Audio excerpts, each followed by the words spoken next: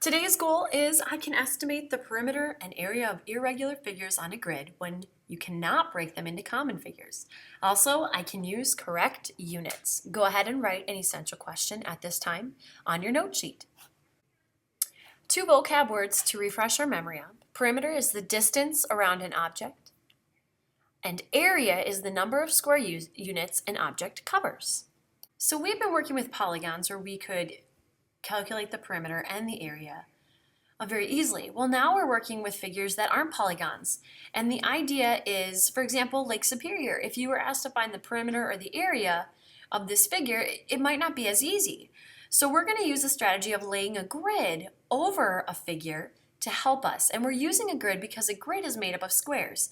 And squares are shapes that we're more comfortable with. We know how to find perimeter of, and we know how to find area of. So we're going to use a grid to help us find perimeter and area of figures that aren't as nice. We're going to start by estimating perimeter. Looking at our cheat chart, when the length of the segment appears like that, or it appears like this, the value is going to be about 1.5 units long. When the length of the segment looks like this, or that, it's going to be about 1 unit long. Now the difficult part with all of this is we have to remember perimeter is the distance around an object, so we're looking at the length, not how much of the square is filled in. So starting right here, trace this in your notes with me. The length of that segment would be about 1 unit. The length of this segment right here would be about 1.5.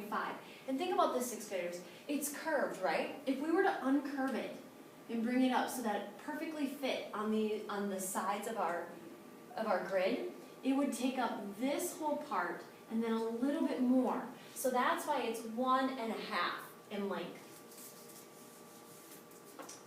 So this right here would be 1.5. This segment right here would have a length of about 1 unit. This one would have 1.5 as a length. This one would have exactly 1. It fits perfectly along the side of my square that's part of my grid. This one right here is exactly 1 unit in length. This one right here is exactly 1 unit in length. This segment right here would be about 1.5. This one right here would be about 1. And this last segment would be about 1.5. Okay? If you're noticing symmetry, you're saying, hey, you could fold this shape on that dotted line, and this side would fit perfectly on top of this one. So whatever you see on this side with my lengths, you should also see on the other side with my lengths. So now perimeter is the distance around. We have to go ahead and add all of these lengths together. So that'd be 1, 2, 3, 4, 5, 6, 7, 8, 9, 10. Now you have your halves. 2 halves make a whole, so that would be 11, 12. So my perimeter is about 12 units. Let's go ahead and let's estimate with area. I like to start by asking myself, are there any boxes where my area would be 0 square units?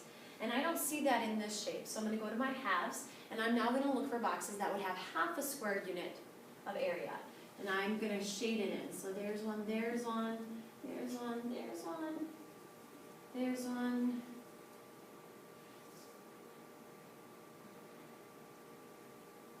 there's one, there's one, there's one.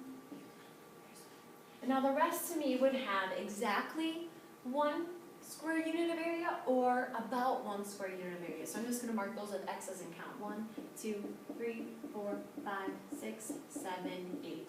So I have 8 holes. And then I'm going to count my halves up. 1, 2, 3, 4, 5, 6, 7, 8, 9, 10. I have 10 halves. 2 halves make a whole, right? So that means I would have 5 holes. So how many holes do I have altogether? 13. So that means my area is about 13 units squared. Again, using these charts can be really helpful. If you have any questions, let me know. Otherwise, start practicing on your assignment.